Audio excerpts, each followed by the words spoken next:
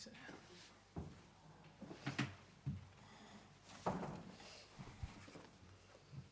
Afternoon, everyone. Good afternoon to those of you joining us on the call. As you can see, joined by our interim head coach Renee Slegers and Captain Kim Little. We'll kick off here at Shelby Royalty Training Centre, and then we'll come through to the call if there's some time. But as mentioned, we'll kick off here. Eleanor from Sky, if you want to do the honours. Hello.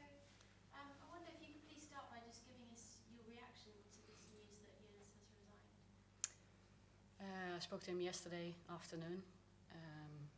Got shocked by the news and was very sad because he's been a good leader for the staff.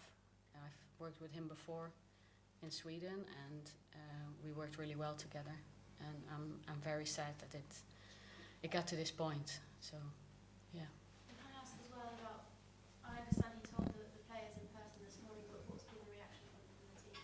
Yeah, we got made aware this morning in our team meeting before we went out to train, and yeah, like Renee said, a bit sad. You know, Jonas has been our leader for the last 4 years, and he's obviously made the choice to step away just now, and you know, we have a huge amount of respect for him, and now, yeah, as a group and players, you know, as a part of the leadership group, we have to get the players together, and obviously it's a big change, but we need to move forward now and you know, change our focus to what will be tomorrow's game.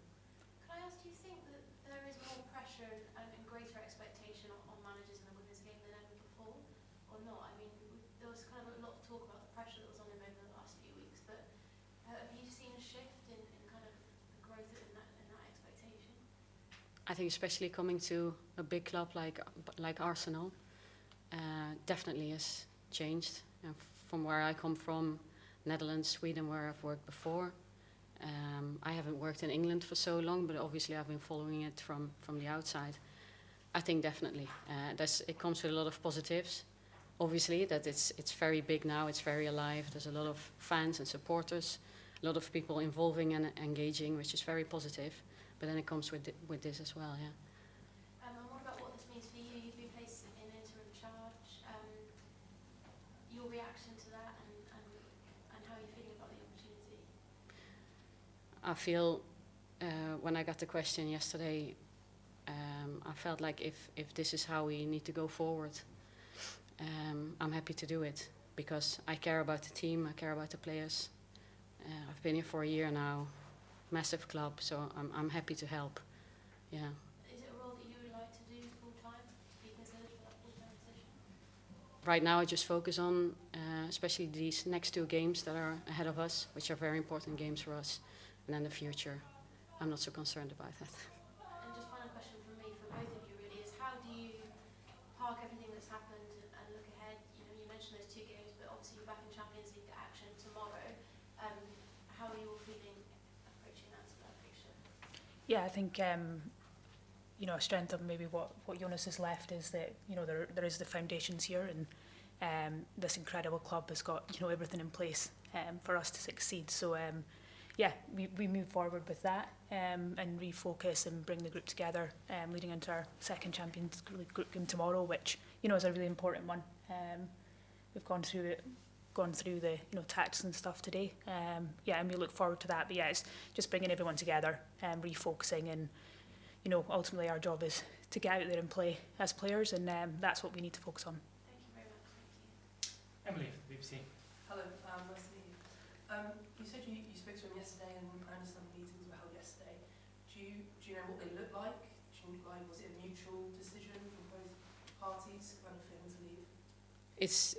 It's not my up to me, I think, to talk about that.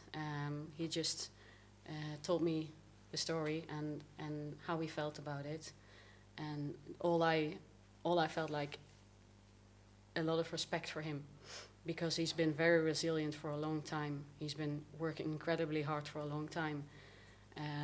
So all I feel is respect for him. Do you know what the club are kind of looking for in the next manager? What qualities will they have to possess? I think it's probably not one for us to comment on right now. Is there a timescale on it? Do you know roughly? Again, probably not one for us. Can I get some team news then for the game tomorrow? It's quite an important Champions League game. Yeah. So we have Lina Hurtig back in the squad, which is very positive. She's been working hard for a long time to come back. Otherwise, no news. Okay, just reading that. Yeah. Kim, how do you keep your team going? You're obviously captain of Arsenal. In a period of uncertainty like this, how do you keep them going for an important game tomorrow?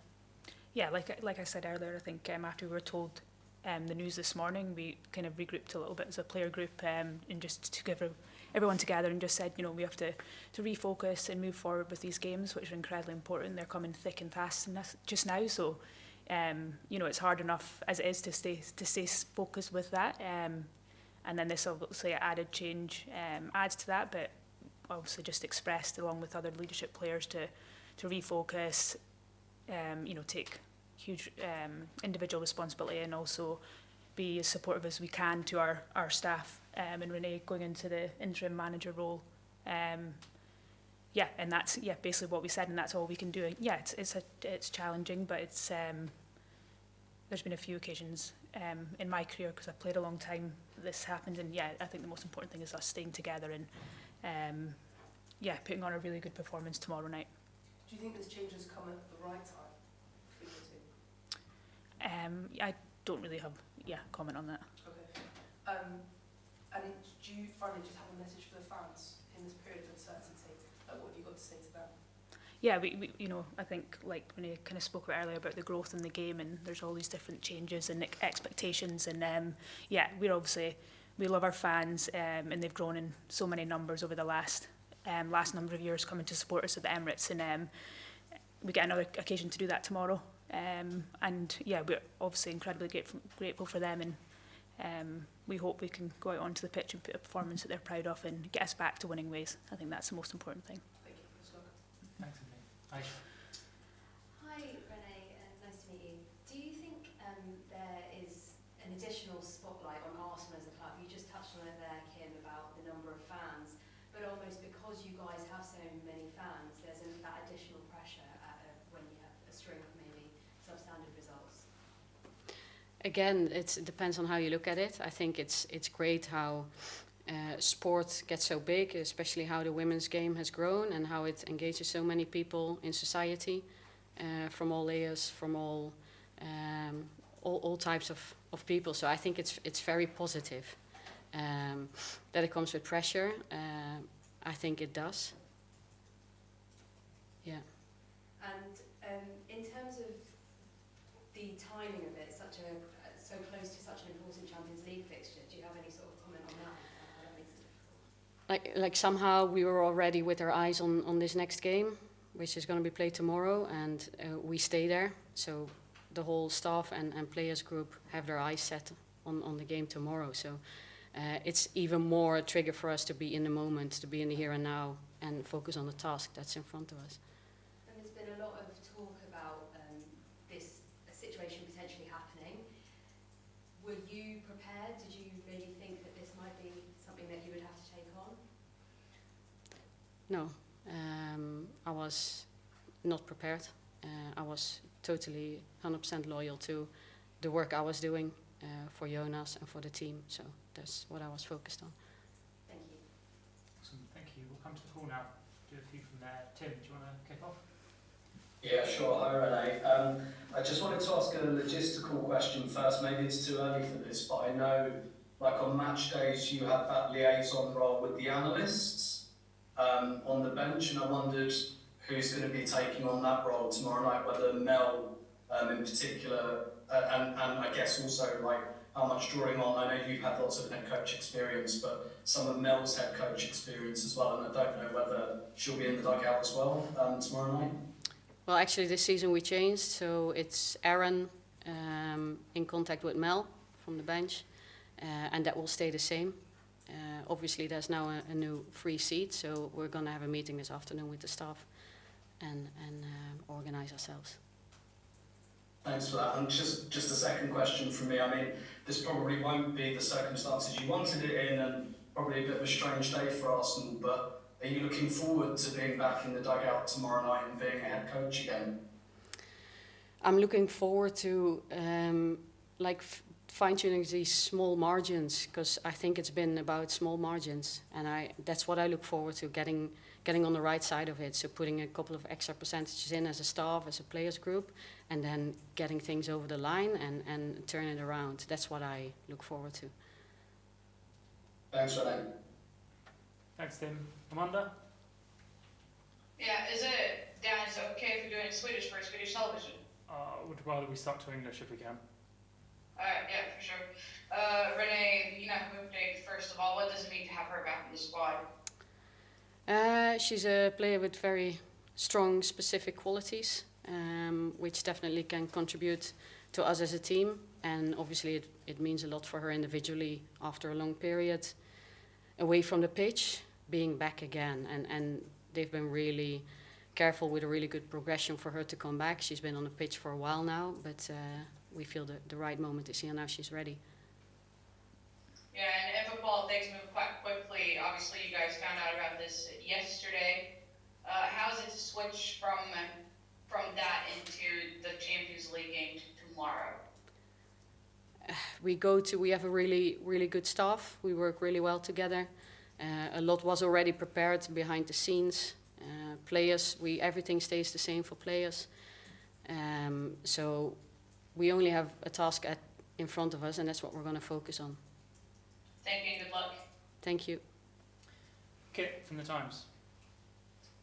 Hello, one for Kim, please. Just at times like this where there's a little bit of uncertainty around the club, and it's obviously been a challenging week off the field, how important is it for senior players like yourself to maybe step up and take slightly more responsibility?